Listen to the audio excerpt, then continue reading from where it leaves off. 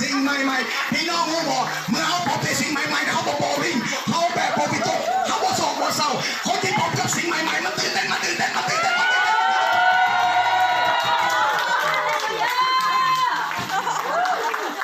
้าเพื่อให้พบกับสิ่งเก่าๆมันเศร้ามันบูดมันเข่งมันตึงเพราะเป็นอย่างเขาพบเป็นสิ่งใหม่ๆเพราะในพระเจ้าบ่มีขีดจำกัดอย่าเอากองเอาปากมาใส่ในการทำงานของพระวิญญาณบริสุทธิ์อาเมนปล่อยให้ผมเคลื่อนไปเลยผมจะทำงานกับใครแบบใดเวลาใดผมสนใจให้ผมทำงานไปเลย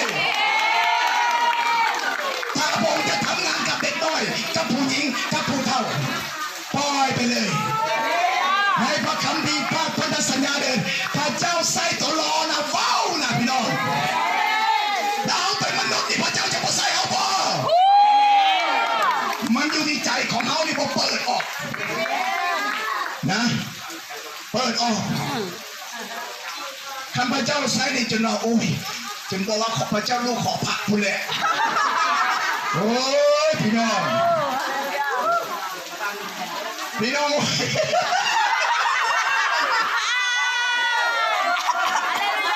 คนไล่มาหนองคายมาลาวเลยนะ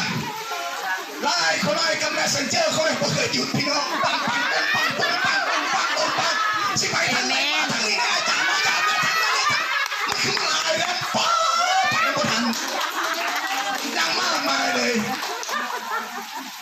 ไปดวงพระมหาพรพอได้ไซน์น่ะมันมีไวไฟเนาะโดนแช็คไปหนึ่งโอ้ฮาเลลูยาขอบคุณพระเยซูตื่นเต้นบางเรื่องผู้นี้เขียนดังโอ้อ่านนำมาทันเลยจนภาษามารถตอบทุกคนเลยเปิดให้พระเจ้าใส่แล้วเขาจะกลายเป็นทอพระพรแก่คนอื่นเริ่มจากตัวเขา